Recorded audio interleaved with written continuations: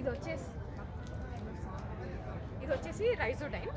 దీంట్లో ఇప్పుడు మనం మొక్కలు ఇద్దరు దగ్గర డివైడ్ కానీ.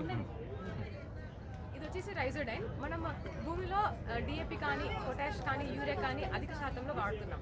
అలాంటప్పుడు ఏంటంటే మిగతావి మొక్క తీసుకోకుండా మొక్క ఎంత మాత్రమే తీసుకుంటుందో అంత తీసుకొని మిగతా అంతా భూమిలో ఉండిపోతుంది.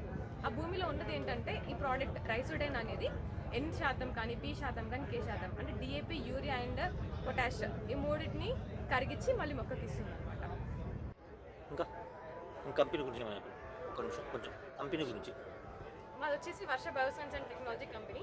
ఇది గత 23 సంవత్సరాల నుంచి నడపబడుతుంది. Pure biological company.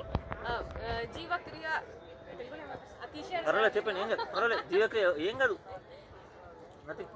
చెప్పండి.